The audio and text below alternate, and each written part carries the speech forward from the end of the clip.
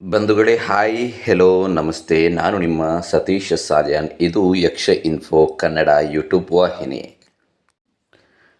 ಪಾಡ್ಕ್ಯಾಸ್ಟ್ಗಳನ್ನು ಹಾಗೆ ಇತರ ವಿಡಿಯೋಗಳನ್ನು ಮಾಡ್ತಾ ಇದ್ದಂತಹ ವಾಹಿನಿಯಲ್ಲಿ ಇದ್ದಕ್ಕಿದ್ದ ಹಾಗೆ ವ್ಲಾಗ್ ಮಾಡುವ ಅಂತ ಹೇಳಿ ಮನಸ್ಸಾಯಿತು ಹೇಗೆ ಅಂತ ಕೇಳಿದರೆ, ಅದಕ್ಕೆ ನೇರವಾಗಿ ಕಾರಣ ನೀವು ಏನಪ್ಪ ಅಂತ ಹೇಳಿದರೆ, ಈ ಹಿಂದೆ ಒಂದು ವ್ಲಾಗನ್ನು ಮಾಡಿದ್ದೆ.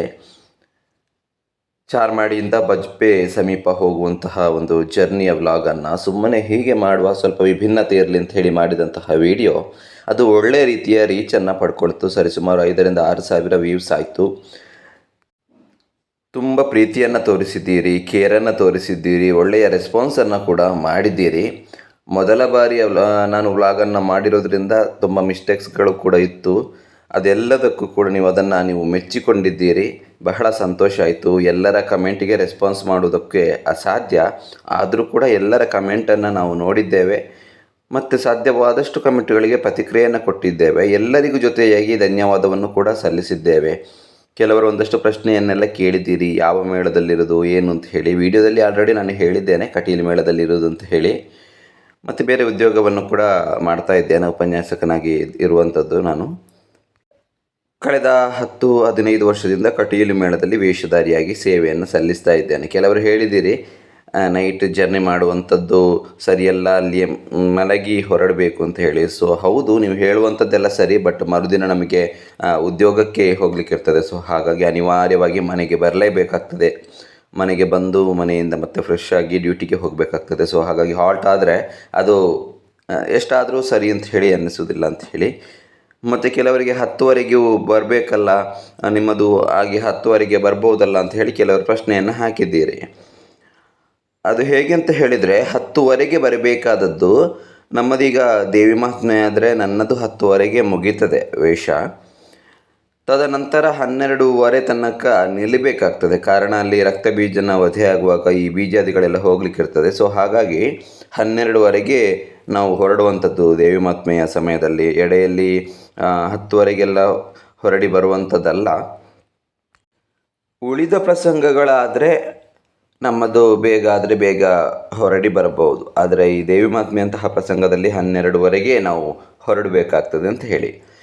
ಎಸ್, ಈಗ ನಿಮ್ಮ ಮೊದಲ ವ್ಲಾಗಿಗೆ ನೀವು ತೋರಿಸಿದಂತಹ ರೆಸ್ಪಾನ್ಸಿಗೆ ಪ್ರತೀಕವಾಗಿ ಇನ್ನೊಂದು ವ್ಲಾಗನ್ನು ನಾನು ಮಾಡಿರುವಂಥದ್ದು. ಇದು 2ನೇ ವ್ಲಾಗ್. ನಮಗೆ ವಾರದಲ್ಲಿ ರೆಗ್ಯುಲರಾಗಿ ವ್ಲಾಗನ್ನು ಮಾಡೋದಕ್ಕಾಗೋದಿಲ್ಲ, ಜಾಬ್ ಅದು ಇದು ಅಂತ ಹೇಳಿ. ಹಾಗಾಗಿ 2ನೇ ವ್ಲಾಗ್ ಸ್ವಲ್ಪ ಟೈಮನ್ನೆಲ್ಲ ನೋಡಿಕೊಂಡು ಮಾಡಿರುವಂಥದ್ದು. ಇದು ಡಿಸೆಂಬರ್ 28 ಭಾನುವಾರದ ದಿನ ನಾನು ಮಾಡಿರುವಂತಹ ವ್ಲಾಗ್. ಈ ದಿನ ನಮಗೆ ಕಾರ್ಯಕ್ರಮ ಇದ್ದದ್ದು ಕಟೀಲು ದೇವಸ್ಥಾನದಲ್ಲಿ ಯಕ್ಷಗಾನ ಇದ್ದದ್ದು. ಉಳಿದ ದಿನ ಬೇರೆ ಬೇರೆ ಕಡೆಯಲ್ಲಿ ಕಾರ್ಯಕ್ರಮಗಳಿರ್ತದೆ. ಆದರೆ ಈ ಕಟೀಲು 7 ಮೇಳದಲ್ಲಿ ಒಂದು ಮೇಳ ಕಟೀಲಲ್ಲಿ ಆಲ್ಮೋಸ್ಟ್ ಇರ್ತದೆ. ಸೊ ಈ ದಿನ ನಮಗೆ ಡಿಸೆಂಬರ್ 28ನೇ ತಾರೀಕು ಭಾನುವಾರ ಕಟೀಲಿನಲ್ಲಿ ಇದ್ದದ್ದು. ಪ್ರಸಂಗ ದಶಾವತಾರ ಅನ್ನುವಂತಹ ಪ್ರಸಂಗ ನಮ್ಮ ತಂಡಕ್ಕೆ ಇದ್ದದ್ದು. ಭಾನುವಾರ ಆಗಿರೋದ್ರಿಂದ ನನಗೆ ಕಾಲೇಜ್ ಆ್ಯಕ್ಚುಲಿ ರಜೆ ಇತ್ತು. ಆದರೆ ಕಾಲೇಜಿನಲ್ಲಿ ಒಂದಷ್ಟು ಕಾಂಪಿಟೇಷನ್ಸ್ಗಳಿತ್ತು. ಸೊ ಅದಕ್ಕೆ ಜಡ್ಜಾಗಿ ಕರೆದಿದ್ದರು. ಹಾಗಾಗಿ ಭಾನುವಾರ ಆದರೂ ಕೂಡ ಕಾಲೇಜಿಗೆ ಹೋಗಬೇಕಿತ್ತು. ಸೊ ಕಾಲೇಜಿಗೆ ಹೋಗಿ ಮನೆಗೆ ಬಂದು ಮನೆಯಲ್ಲೆಲ್ಲ ಸ್ವಲ್ಪ ಊಟ ಎಲ್ಲ ಮಾಡಿ ಸ್ವಲ್ಪ ಹೊತ್ತು ನಿದ್ರೆಗೆ ಜಾರಿದೆ. ನಿದ್ರೆಯಿಂದ ಎದ್ದೇಳುವಾಗ ಆಲ್ರೆಡಿ ಟೈಮ್ 4 ಗಂಟೆ ಆಗಿತ್ತು.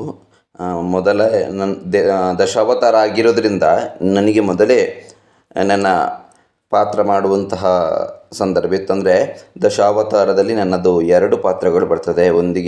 ಒಂದು ಮೊದಲಿಗೆ ಭೃಗು ಅನ್ನುವಂಥದ್ದು, ಮತ್ತು ಅದಾಗಿ ಮತ್ತು ಕಡೆಗೆ ವಾಮನಾವತಾರ ಅನ್ನುವಂಥದ್ದು. ನನ್ನದು 2 ಪಾತ್ರಗಳು ದಶಾವತಾರದಲ್ಲಿದೆ. ಹಾಗಾಗಿ ನನಗೆ ಬೇಗ ಹೋಗಬೇಕಿತ್ತು. ಸೊ ಬೇಗ ಫ್ರೆಶ್ ಅಪ್ ಆಗಿ ಟೀ ಎಲ್ಲ ಕುಡಿದು, ಸೊ 4 ಗಂಟೆ ಹೊತ್ತಿಗೆ ಎದ್ದು ಸ್ನಾನ ಎಲ್ಲ ಮುಗಿಸಿ ಫ್ರೆಶ್ ಅಪ್ ಆಗಿ ಅಷ್ಟೊತ್ತಾಗುವಾಗ ಅಮ್ಮ ಟೀಯನ್ನು ತಂದು ಕೊಟ್ಟರು. ಟೀ ಎಲ್ಲ ಕುಡಿದೆ. ಟೀ ಎಲ್ಲ ಕುಡಿದಾದ ನಂತರ ನಮ್ಮ ಮನೇಲಿ ತುಂಬ ಜನ ಇದ್ದರು. ಅಂದರೆ ನನ್ನ ಚಿಕ್ಕಮ್ಮ ಕೂಡ ಬಂದಿದ್ದರು, ಅಕ್ಕನ ಮಗಳು ಕೂಡ ಮನೆಯಲ್ಲಿ ಇದ್ಲು. ಅವಳ ಹತ್ರ ಸ್ವಲ್ಪ ಆಟ ಎಲ್ಲ ಆಡಿ ಬಳಿಕ ನಾನು ನನ್ನ ಬ್ಯಾಗ್ ಎಲ್ಲ ಪ್ಯಾಕ್ ಮಾಡಿ ಹೊರಟೋ ಸಂದರ್ಭ ನಿಮಗೆ ಗೊತ್ತಿದೆ. ಮನೆಯಲ್ಲಿ ಒಂದಷ್ಟು ನಾಯಿಗಳೆಲ್ಲ ಇದೆ ಅಂತ ಹೇಳಿ ಆಲ್ರೆಡಿ ಈ ಹಿಂದಿನ ನನ್ನ ವ್ಲಾಗಲ್ಲಿ ನೀವು ನೋಡಿದ್ದೀರಿ, ಮೊದಲ ವ್ಲಾಗಲ್ಲಿ ನೋಡಿದ್ದೀರಿ. ಸ್ವಲ್ಪ ಅವುಗಳ ಜೊತೆ ಸ್ವಲ್ಪ ಆಟ ಆಡಿ ಅವುಗಳಿಗೆ ಬಾಯನ್ನೆಲ್ಲ ಹೇಳಿ ಯಥಾ ಪ್ರಕಾರವಾಗಿ ಮನೆಯಲ್ಲಿ ಎಲ್ಲಿ ಕಾರ್ಯಕ್ರಮ ಏನು ಅಂತ ಹೇಳಿ ಅವರಿಗೆ ಕಟೀಲಲ್ಲಿ ಕಾರ್ಯಕ್ರಮ ದಶಾವತಾರ ಅದನ್ನೆಲ್ಲ ಹೇಳಿ ಹೊರಟೆ. ಅಷ್ಟರಲ್ಲಿ ನನ್ನ ಅಕ್ಕನ ಮಗಳು ಮನೆಗೆ ಬಂದರೆ ಅವಳು ನಾಯಿಗಳ ಜೊತೆನೇ ಹೆಚ್ಚಿರೋದು, ಅದಕ್ಕೆ ಉಪದ್ರ ಮಾಡಿಕೊಂಡು ಅದರ ಜೊತೆ ಆಟ ಆಡ್ತಾ ಇದ್ಲು. ಸೊ ಅವಳ ಜೊತೆ ಒಂದಷ್ಟು ಹೊತ್ತು ಆಟ ಆಡಿ ಮತ್ತೆ ನಾನು ಹೊರಡುವುದಕ್ಕೆ ಸಿದ್ಧನಾದೆ. ಆದರೆ ನನ್ನ ಅಮ್ಮನಿಗೆ ನನ್ನ ಮೊದಲ ವ್ಲಾಗ್ ನೋಡಿ ಸ್ವಲ್ಪ ಬೇಜಾರಾಗಿತ್ತು. ಏನಂತ ಹೇಳಿದರೆ ನಾನು ನಾಯಿಗಳದ್ದು ವೀಡಿಯೋ ಅದು ಇದೆಲ್ಲ ತೋರಿಸಿದ್ದೆ ನಿಮಗೆ.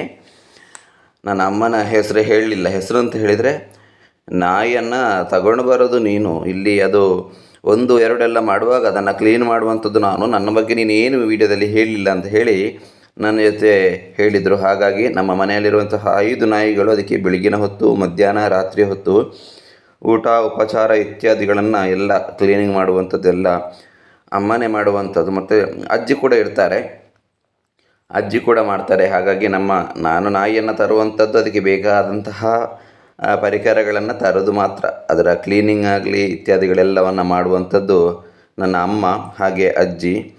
ಸೊ ಹಾಗಾಗಿ ಮೊದಲ ವೀಡಿಯೋದಲ್ಲಿ ಅದನ್ನು ಹೇಳಿರಲಿಲ್ಲ, ಈ ವಿಡಿಯೋದಲ್ಲಿ ಅದನ್ನು ಹೇಳಿದ್ದೇನೆ. ಏನಾದರೂ ಹೇಳಬೇಕು ಅಂತ ಹೇಳಿದರೆ ದಯವಿಟ್ಟು ಕಮೆಂಟನ್ನು ಮಾಡಿ. ಎಸ್, ಈಗ ಅದನ್ನೇ ನಾನು ಆಯಿತು, ನಾಯಿಗಳಿಗೆ ಎಲ್ಲ ಅದರ ಜೊತೆ ಆಟ ಆಡಿ ಆಯಿತು, ಅಕ್ಕನ ಮಗಳ ಜೊತೆ ಆಟ ಆಡಿ ಅವಳ ಜೊತೆ ಫೋಟೋಸ್ ಎಲ್ಲ ತಗೊಂಡು ಬಾಯ್ ಮಾಡಿ ನೇರವಾಗಿ ಕಟೀಲಿನ ಕಡೆಗೆ ನನ್ನ ಬೈಕನ್ನು ಸ್ಟಾರ್ಟ್ ಮಾಡಿ ಹೊರಟೆ. 4:30 ಹೊತ್ತು ಟೈಮ್ ಆಗಿತ್ತು. ಈ ಬಾರಿ ಸ್ಮಾಲ್ ಬದಲಾವಣೆ ಏನು ಅಂತ ಕೇಳಿದರೆ, ಪ್ರತಿದಿನ ನನ್ನ ಜೊತೆ ನವೀನ್ ಶೆಟ್ಟಿ ಮುಂಡಾಜಿಯವರು ಇರ್ತಾರೆ. ದೇವಿ ಮಹಾತ್ಮೆಯ ಹಾಗೂ ಹೆಚ್ಚಿನ ಬಾರಿ ನನ್ನ ಜೊತೆ ಇರ್ತಾರೆ. ಆದರೆ ಇವತ್ತು ಅವರು ನನ್ನ ಜೊತೆ ಇರಲಿಲ್ಲ. ಯಾಕೆ ಅಂತ ಕೇಳಿದರೆ ನಾನು ಒಬ್ಬನೇ ಹೋಗಿ ಬರಬೇಕಿತ್ತು. ಅವರದ್ದು ಆಗ ದಶಾವತಾರದಲ್ಲಿ ಕಡೆಗೆ ಅಗ್ರಪೂಜೆಯಲ್ಲಿ ಕೃಷ್ಣ ಇದ್ದದ್ದು. ಸೊ ಹಾಗಾಗಿ ನನ್ನದು ಮೊದಲಿತ್ತು, ಅವರದ್ದು 10:30, 11 ಗಂಟೆ ರಾತ್ರಿಗೆ ಇದ್ದದ್ರಿಂದ ಈ ಬಾರಿ ನಾನು ಒಬ್ಬನೇ ಹೋಗಬೇಕಾಯಿತು. ಸೊ ಸೋಮಂತಡ್ಕ ಪೇಟೆಯಾಗಿ ಅಲ್ಲಿಂದ ನೇರವಾಗಿ ಸಂಜೆ ಉಜಿರೆ, ಬೆಳ್ತಂಗಡಿ, ಗುರಾಯನಕೆರೆ ಮಾರ್ಗವಾಗಿ ಹೋದೆ. ಈ ಬಾರಿ ಅಷ್ಟು ಟ್ರಾಫಿಕ್ ಇದ್ದು ಕಿರಿಕಿರಿ ಅನ್ನುವಂಥದ್ದು ಸಿಗಲಿಲ್ಲ. ಮೋಸ್ಟ್ಲಿ ಭಾನುವಾರ ಆಗಿರೋದ್ರಿಂದ ಕಳೆದ ಬಾರಿ ಸ್ವಲ್ಪ ಟ್ರಾಫಿಕ್ ಇದು ಕಿರಿಕಿರಿ ಆಗಿತ್ತು. ಈ ಬಾರಿ ಹಾಗೇನಿಲ್ಲ. ಈ ಬಾರಿ ಒಂದು ಸ್ಮಾಲ್ ಬದಲಾವಣೆ ಇತ್ತು. ಏನಂತ ಕೇಳಿದರೆ, ನಮಗೆ ಆಟ ಇದ್ದದ್ದು ಕಟೀಲ್ ಆಗಿರೋದ್ರಿಂದ ಸರಿಸುಮಾರು ಮನೆಯಿಂದ 80 ಚಾರ್ಮಾಡಿಯಿಂದ 80ರಿಂದ 85 ಕಿಲೋಮೀಟರ್ ಅಷ್ಟೇ ಆಗ್ತದೆ. ನಾನು ಮಾತ್ರ ಅಲ್ಲ, ನಮ್ಮ ಕಟೀಲು ಮೇಳದಲ್ಲಿ ದಿನಂಪ್ರತಿ 85-100 ಕಿಲೋಮೀಟರ್ ಅಪ್ ಆ್ಯಂಡ್ ಡೌನ್, ಹೋಗುವಾಗ 100 ಕಿಲೋಮೀಟರ್, ಬರುವಾಗ 100 ಕಿಲೋಮೀಟರ್, ಸರಿಸುಮಾರು 150ರಿಂದ 200 ಕಿಲೋಮೀಟರ್ನಷ್ಟು ದೂರವನ್ನು ರೆಗ್ಯುಲರ್ ಕ್ರಮಿಸುವಂಥವರು ಇದ್ದಾರೆ. ಉದಾಹರಣೆಗೆ ನಾವು ಹೇಗೂ ಇದ್ದೇವೆ, ನಮಗೆ ಪ್ರತಿನಿತ್ಯ 80-85 ಕಿಲೋಮೀಟರ್ ನಮ್ಮದು ಒಂದು ಸಿಂಗಲ್, ಅಂದರೆ ಹೋಗಲಿಕ್ಕೆ 85 ಕಿಲೋಮೀಟರ್, ಬರಲಿಕ್ಕೆ 85 ಕಿಲೋಮೀಟರ್. ಬಹುತೇಕ ಯಕ್ಷಗಾನಗಳೆಲ್ಲ ಮಂಗಳೂರು ಬದಿಯಲ್ಲಿ, ಕಾರ್ಕಳ, ಉಡುಪಿ, ಕಟೀಲು ಈ ಬದಿಯಲ್ಲಿ ಇರೋದ್ರಿಂದ ನಮಗೆ ಮಾಮೂಲಿ 4 ಅವರ್ ಜರ್ನಿ ಅನ್ನುವಂಥದ್ದು ಡೈಲಿ ಇದೆ. 80, 160, 190 ಕಿಲೋಮೀಟರ್ ಡೈಲಿ ಇರ್ತದೆ. ಹಾಗೆ ನಮ್ಮನ್ನು ಸೇರಿಸಿ ತುಂಬ ಜನ ಕಟೀಲು ಮೇಳದಲ್ಲಿ ದಿನನಿತ್ಯ ಸೇವೆಯನ್ನು ಮಾಡುವಂಥವರು ಇದ್ದಾರೆ, ಕಲಾವಿದರು. ಹಾಗಾಗಿ ನಾನು ಮನೆಯಿಂದ ಕಟೀಲಿಗೆ ಹೊರಡುವಾಗ ಪ್ರತಿದಿನ ಸೋಮಂತರ್ಕದಲ್ಲಿ ನವೀನನ್ನ ಸಿಗ್ತಾ ಇದ್ರು. ಈ ಬಾರಿ ನವೀನನ್ನ ಸಿಗಲಿಲ್ಲ. ನವೀನನ್ನ ಯಾಕೆ ಸಿಗಲಿಲ್ಲ ಕೇಳಿದರೆ, ದಶಾವತಾರದಲ್ಲಿ ಅವರ ವೇಷ ಕಡೆಗೆ ಅಗ್ರಪೂಜೆಯಲ್ಲಿದ್ದದ್ದು ವೇಷ. ಹಾಗಾಗಿ ಅವರು ಲೇಟಾಗಿ ಬಿಡ್ತೇನೆ, ನೀನು ಹೋಗು ಅಂತ ಹೇಳಿದರು. ನನ್ನದು ಮೊದಲಿಗೆ ಭೃಗು ಇರೋದ್ರಿಂದ ಸೊ ನಾನು ಅಲ್ಲಿಂದ ಸೋಮಂತರ್ಕದಲ್ಲಿ ಈ ಬಾರಿ ನವೀನನ್ನು ಪಿಕಪ್ ಮಾಡದೆ ನೇರವಾಗಿ ಉಜಿರೆಯಿಂದ ಬೆಳ್ತಂಗಡಿಯಿಂದ ಗುರುವಾಯನಕೆರೆ ಮಾರ್ಗವಾಗಿ ಮೂಡಬಿದ್ರೆ ದಾರಿಯನ್ನು ಸೇರಿದೆ. ಪ್ರತಿದಿನ ಟ್ರಾಫಿಕ್ ಅಥವಾ ಕಿರಿಕಿರಿ ಆಗ್ತಾ ಇತ್ತು. ಸಂಜೆ ಹೊತ್ತು ತುಂಬ ಟ್ರಾಫಿಕ್ ಎಲ್ಲ. ಬಟ್ ಈ ದಿನ ಭಾನುವಾರ ಆಗಿರೋದ್ರಿಂದ ಸಂಜೆ ಹೊತ್ತು ಏನು 4-4:15 ಹೊತ್ತಿಗೆ ಹೋಗಿರೋದ್ರಿಂದ ಸ್ವಲ್ಪ ಟ್ರಾಫಿಕ್ ಇದ್ದು ಕಿರಿಕಿರಿ ಅನ್ನುವಂಥದ್ದು ಕಡಿಮೆ ಆಯಿತು. ಹಾಗಾಗಿ ಗುರುವಾಯನಕೆರೆ ಮಾರ್ಗವಾಗಿ ನೇರ ವೇಣೂರಾಗಿ, ಮೂಡಬಿದ್ರೆಯಾಗಿ, ಆಳ್ವಾಸ್, ನಂತರ ಕಟೀಲು ಮಾರ್ಗವನ್ನು ಸೇರಿದೆ. ಅಲ್ಲಿಂದ ನಿಡ್ಡೋಡಿ ಮುಖಾಂತರ ಫೈನಲಿ ನಾನು 6:30 ಹೊತ್ತಿಗೆ ಕಟೀಲಿಗೆ ರೀಚ್ ಆದೆ. ಕಟೀಲಲ್ಲಿ ತುಂಬ ರಶ್ ಇದೆ ಕಡೆಯ 1-2 ತಿಂಗಳಿಂದ. ಅಂದರೆ ಮಕ್ಕಳಿದ್ದು ಟೂರು ಅದು ಇದೆಲ್ಲ ಆಗುವಾಗ, ಶಾಲಾ ಶೈಕ್ಷಣಿಕ ಪ್ರವಾಸಗಳಿರೋದ್ರಿಂದ ಫುಲ್ಲು ವೆಹಿಕಲ್ಗಳಿತ್ತು, ರಶ್ ಇತ್ತು. ಈ ಬಾರಿ ನಮಗೆ ಕಟೀಲಲ್ಲಿ 2-3 ಕಡೆಯಲ್ಲಿ ಯಕ್ಷಗಾನ ಆಗ್ತದೆ. ಒಂದು ಬಸ್ ಸ್ಟ್ಯಾಂಡ್ ಹತ್ತಿರ, ಮತ್ತೊಂದು ದೇವಸ್ಥಾನದ ಎದುರು. ನಮಗೆ ಈ ಬಾರಿ ಬಸ್ ಸ್ಟ್ಯಾಂಡ್ ಹತ್ತಿರ ಕಾರ್ಯಕ್ರಮಗಳನ್ನುವಂಥದ್ದು, ನಮ್ಮ ಪ್ರದರ್ಶನ ಇದ್ದದ್ದು ಬಸ್ ಸ್ಟ್ಯಾಂಡ್ ಹತ್ತಿರ ಇರುವಂತಹ ಒಂದು ಸ್ಥಳದಲ್ಲಿ. ಆಲ್ರೆಡಿ ಎಲ್ಲರೂ ಕೂಡ ವೇಷವನ್ನು ಮಾಡ್ತಾಯಿದ್ರು. ನಾನು ಕೂಡ, ನನಗೆ ಪೀಠಿಕೆಗೆ ವೇಷ ಇರೋದರಿಂದ ಹೋಗಿ ಹೆಚ್ಚು ಸಮಯವನ್ನು ವ್ಯರ್ಥ ಮಾಡದೆ ನಾನು ಕೂಡ ವೇಷವನ್ನು ಮಾಡುವುದಕ್ಕೆ ಕುಳಿತೆ. ವೇಷ ಎಲ್ಲ ಮಾಡಿ ಆಯಿತು. ವೇಷ ಆದ ನಂತರ ನನ್ನ ಸರದಿ ಬರುವಾಗ ನನ್ನ ಭೃಗು ಪಾತ್ರವನ್ನು ಮುಗಿಸಿ ಬಂದು ಮೇಕಪ್ ತೆಗಿಬೇಕಾಗ್ತದೆ. ಯಾಕೆಂತ ಕೇಳಿದ್ರೆ ಮತ್ತೆ ನನ್ನ ವಾಮನ ಇರೋದರಿಂದ ಮೇಕಪ್ಪನ್ನು ಬದಲಾಯಿಸಬೇಕಾಗ್ತದೆ. ಸೊ ಮೇಕಪ್ಪನ್ನು ತೆಗೆದು ವಾಮನನಿಗೆ ಮೇಕಪ್ ಮಾಡೋದಕ್ಕಿಂತ ಮುಂಚೆ ಸ್ವಲ್ಪ ಊಟವನ್ನು ಮುಗಿಸ್ಕೊಳ್ಬೇಕಿತ್ತು. ಹಾಗಾಗಿ ಊಟ ರೆಡಿ ಇತ್ತು. ಊಟವನ್ನೆಲ್ಲ ಮುಗಿಸಿಕೊಂಡು ಮತ್ತೆ ಪುನಃ ವಾಮನನ ಮೇಕಪ್ಪಿಗೆ ಕುಳಿತು ಮೇಕಪ್ ಎಲ್ಲ ಆಗಿ ಹೋಗುವುದಕ್ಕೂ ಸಿದ್ಧ ಆದೆ. ಹಾಗೆ ಒಂದು 11:15 ಹೊತ್ತಿಗೆ ನನ್ನ ವಾಮನನ ಪ್ರವೇಶ ಆಗಿ ವಾಮನನು ಕೂಡ ಮುಕ್ತಾಯ ಆಗಿ ಫೈನಲಿ 2 ವೇಷಗಳು ಕೂಡ ಮುಕ್ತಾಯಗೊಂಡಿತು. ನನ್ನ ಭೃಗು ಆಗಿ ವಾಮನ ಕೂಡ ಆಗಿ ಮೇಕಪ್ ಎಲ್ಲ ತೆಗೆದೆ. 12 ಹೊತ್ತಿಗೆ ನಾನು ಅಲ್ಲಿಂದ ಹೊರಟಿದ್ದೇನೆ. ಸೊ ಕಟೀಲಿನಿಂದ ನೇರವಾಗಿ ಮನೆ ಕಡೆಗೆ ಮೂಡಬಿದ್ರೆ ಮಾರ್ಗವಾಗಿ ಬೇನೂರಾಗಿ, ಗುರುವಾನ್ಕೆರೆಯಾಗಿ, ಬೆಳ್ತಂಗಡಿಯಾಗಿ, ಉಜಿರೆಯಾಗಿ, ಸೋಮಂತಡ್ಕವಾಗಿ ನಮ್ಮ ಮನೆಗೆ ಸೇರುವಂತಹ ದಾರಿಯನ್ನು ಹಿಡಿದೆ. ಯಥಾ ಪ್ರಕಾರ ಹೋಗುವಾಗ ಸಂಜೆ ಹೊತ್ತು ಸದ್ದುಗದ್ದಲದಿಂದ ಕೂಡಿದಂತಹ ಪೇಟೆಗಳು ಎಲ್ಲವೂ ಕೂಡ ನಿಶಬ್ದವಾಗಿತ್ತು ಅಂತ ಹೇಳಿ. ಯಾಕೆಂತ ಕೇಳಿದರೆ ರಾತ್ರಿ ಹೊತ್ತು ನಾನು ಸರಿಸುಮಾರು 11:15-12 ಹೊತ್ತಿಗೆ ಹೊರಡೋದ್ರಿಂದ ವೆಹಿಕಲ್ಗಳು ತುಂಬ ಕಡಿಮೆ ಇರ್ತದೆ. ಹಾಗಾಗಿ ಒಬ್ಬನೇ ಬಂದೆ. ಸ್ವಲ್ಪ ಬೋರಿಂಗ್ ಆಗ್ತಾಯಿತ್ತು. ಯಾವಾಗಲೂ ನನ್ನ ಜೊತೆಯಲ್ಲಿ ಇರ್ತಿದ್ರಲ್ಲ, ಈ ಬಾರಿ 80-85 ಕಿಲೋಮೀಟರ್ ಒಬ್ಬರೇ ಜರ್ನಿ ಮಾಡುವಂಥದ್ದು ಸ್ವಲ್ಪ ಬೋರಿಂಗ್ ಅಂತ ಹೇಳಿ ಅನ್ನಿಸ್ತು. ಆದರೂ ಅನಿವಾರ್ಯವಾಗಿ ಅಲ್ಲಿಂದ ಬೇಗ ಹೊರಟು ಮನೆಯ ದಾರಿಯನ್ನು ಹಿಡಿದು ಅಂತಿಮವಾಗಿ ನಮ್ಮ ಮನೆಯನ್ನು ಕೂಡ ತಲುಪಿದೆ. ಯಥಾ ಪ್ರಕಾರ ಮನೆಯಲ್ಲಿರುವಂತಹ ನಾಯಿಗಳೆಲ್ಲವೂ ಕೂಡ ಒಂದು 3 ನಾಯಿಗಳು ಗೂಡಿನಲ್ಲಿ ಆರಾಮವಾಗಿ ನಿದ್ರೆ ಮಾಡ್ತಾಯಿತ್ತು. ಇನ್ನಿಬ್ಬರು ಹೊರಗಡೆ ಕಾಯ್ತಾ ಇದ್ದರು. ಅವರು ಕೂಡ ಅವ್ರಿಗೆ ಡಿಸ್ಟರ್ಬ್ ಮಾಡೋದು ಬೇಡ ಅಂತ ಹೇಳಿ ಹಾಗೆ ನನ್ನ ಗಾಡಿಯನ್ನು ನಿಲ್ಲಿಸಿ ಗಾಡಿಗೆ ಹೊದಿಕೆಯನ್ನು ಹಾಕಿಸಿ ಮನೆಗೆ ಪ್ರವೇಶ ಮಾಡಿದೆ.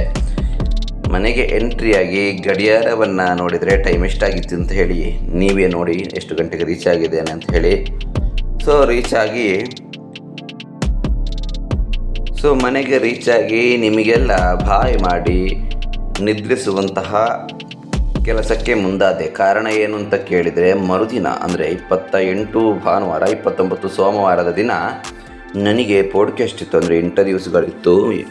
ಮುಂದಿನ ಸಂಚಿಕೆಯಲ್ಲಿ ಹಾಕ್ತೇನೆ. ಯಕ್ಷಗಾನ ರಂಗದ ವಿಶೇಷವಾದಂತಹ ಒಬ್ಬರು ಹಿರಿಯ ಕಲಾವಿದರ ಸಂದರ್ಶನ ಕೂಡ ಮಾಡಿದ್ದೇನೆ. ಅಲ್ಲಿಗೆ ಹೋಗಬೇಕಿತ್ತು. ಸೊ ಅವರೊಂದು ಟೈಮನ್ನು ಕೊಟ್ಟಿದ್ದರು.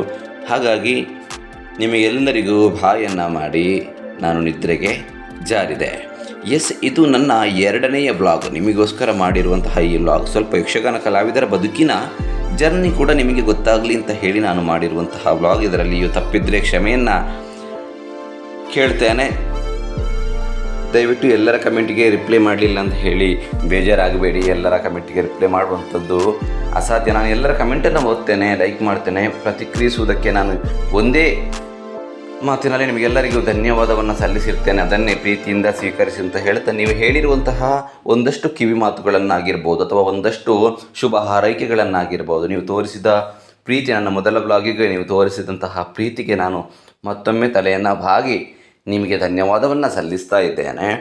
ಸೊ ಇವತ್ತಿನ ನನ್ನ ವ್ಲಾಗ್ ಇಷ್ಟ ಆಗಿದ್ದರೆ ದಯವಿಟ್ಟು ನಮ್ಮ ಚಾನಲನ್ನು ಸಬ್ಸ್ಕ್ರೈಬ್ ಮಾಡಿ. ಯಾರಾದರೂ ಹೊಸಬರು ವೀಡಿಯೋವನ್ನು ನೋಡ್ತಾ ಇದ್ದರೆ ಚಾನಲನ್ನು ಸಬ್ಸ್ಕ್ರೈಬ್ ಮಾಡಿ. ಇದು ಕೇವಲ ವ್ಲಾಗ್ ಮಾಡುವಂತಹ ಚಾನಲ್ ಮಾತ್ರ ಅಲ್ಲ, ಯಕ್ಷಗಾನ ಹಾಗೆ ಇತ್ಯಾದಿ ಕ್ಷೇತ್ರಗಳಲ್ಲಿ ಸೇವೆಯನ್ನು ಸಲ್ಲಿಸಿದಂತಹ ಹಿರಿಯ ಕಲಾವಿದರ ಸಂದರ್ಶನ ಮಾಡುವಂಥ ವಾಹಿನಿ ಕೂಡ ಹೌದು. ಅಲ್ಲದೆ ಯಕ್ಷಗಾನದ ವಿಡಿಯೋ ಆಗಿರ್ಬೋದು ಅಥವಾ ಲೈವ್ಗಳನ್ನು ಕೂಡ ನಮ್ಮ ವಾಹಿನಿಯ ಮುಖಾಂತರ ನಾನು ಪ್ರದರ್ಶನವನ್ನು ಅಥವಾ ನಿಮಗೆ ತಲುಪಿಸುವಂಥ ಪ್ರಯತ್ನವನ್ನು ಮಾಡಿದ್ದೇನೆ. ನಮ್ಮ ವಾಹಿನಿ ಆರಂಭವಾಗಿ 5-6 ತಿಂಗಳಾದದ್ದಷ್ಟೇ. ಆಲ್ರೆಡಿ 2,000 ಸಬ್ಸ್ಕ್ರೈಬರ್ಗಳನ್ನು ರೀಚ್ ಆಗುವಂತಹ ಏನು ಕಾಲಘಟ್ಟ ಸಮೀಪಿಸ್ತಾ ಇದೆ. ಈಗಾಗಲೇ 2,000 ಹತ್ತಿರಕ್ಕೆ 1,900 ಚಿಲ್ಲರೆ ಸಬ್ಸ್ಕ್ರೈಬರ್ ಕೂಡ ಆಗಿದ್ದಾರೆ. ಯಾರಾದರೂ ಮೊದಲು ನನ್ನ ವಾಹಿನಿಯನ್ನು ನೋಡ್ತಾ ಇರೋರು ದಯವಿಟ್ಟು ಸಬ್ಸ್ಕ್ರೈಬ್ ಮಾಡಿ, ಈ ವಿಡಿಯೋವನ್ನು ಕೂಡ ಹೆಚ್ಚು ಶೇರ್ ಮಾಡಿ ಅಂತ ಹೇಳ್ತಾ, ಕೆಲವರು ಹೆಚ್ಚಿನವರು ನನ್ನ ವೈಯಕ್ತಿಕ ನಂಬರಿಗೆ ಮೆಸೇಜ್ ಮಾಡಿ ಅಥವಾ ಕಾಲ್ ಮಾಡಿ ಎಲ್ಲ ಶುಭ ಹಾರೈಕೆಯನ್ನು ತಿಳಿಸಿದ್ದೀರಿ. Thank you so much. ಅಂದರೆ ಇಂಟರ್ವ್ಯೂಸ್ಗಳು ಪಾಡ್ಕಾಸ್ಟ್ಗಳೆಲ್ಲ ಚೆನ್ನಾಗಿ ಬರ್ತಾ ಇದೆ ಅಂತ ಹೇಳಿ ಎಲ್ಲ ತಿಳಿಸಿದ್ದೀರಿ, ಅದಕ್ಕೂ ಕೂಡ ಧನ್ಯವಾದವನ್ನು ಸಲ್ಲಿಸ್ತಾ ಇದ್ದೇನೆ. ಅದರಲ್ಲಿ ದಯವಿಟ್ಟು ಆ ನಂಬರಲ್ಲಿ ಯಾವ ನಂಬರ್ ಕಾಣ್ತಾ ಇದೆ ಅದರಲ್ಲಿ ವಾಟ್ಸಪ್ ಅನ್ನುವಂಥದ್ದಿಲ್ಲ, ವಾಟ್ಸಪ್ ನಂಬರ್ ಬೇರೆಯೇ ಇದೆ. ಅದನ್ನು ನಾರ್ಮಲ್ ಇರುವಂತಹ ನಂಬರ್, ಅದಕ್ಕೆ ಇನ್ಬಾಕ್ಸ್ ಕೂಡ ಮಾಡ್ಬೋದು ಅಥವಾ ಕಾಲ್ ಕೂಡ ಮಾಡ್ಬೋದು. ನಾನು ಸಾಧ್ಯವಾದರೆ ಪ್ರತಿಕ್ರಿಯಿಸ್ತೇನೆ ಅಂತ ಹೇಳ್ತಾ, ಮುಂದಿನ ಆ ವ್ಲಾಗಲ್ಲಿ ಸಿಗುವ ಯಾವಾಗ ಅಂತ ಹೇಳಿ ಗೊತ್ತಿಲ್ಲ, ನಮ್ಮ ಟೈಮನ್ನು ನೋಡಿಕೊಂಡು ನಿಮಗೆ ಮತ್ತೊಮ್ಮೆ ವ್ಲಾಗನ್ನು ಮುಂದಿನ ವ್ಲಾಗಲ್ಲಿ ಬರ್ತೇನೆ ಅಂತ ಹೇಳೋದರ ಜೊತೆಗೆ ಏನಾದರೂ ಹೇಳಲಿಕ್ಕಿದೆ ದಯವಿಟ್ಟು ಕಮೆಂಟನ್ನು ಮಾಡಿ, ವಿಡಿಯೋವನ್ನು ಶೇರ್ ಮಾಡಿ. Thank you so much. ಇದು ಯಕ್ಷ ಇನ್ಫೋ ಕನ್ನಡ, ಸತ್ಯ ವಿಚಾರಗಳ ಸ್ಪಷ್ಟ ಸುದ್ದಿ. ನಮಸ್ಕಾರ, ಟೇಕ್ ಕೇರ್.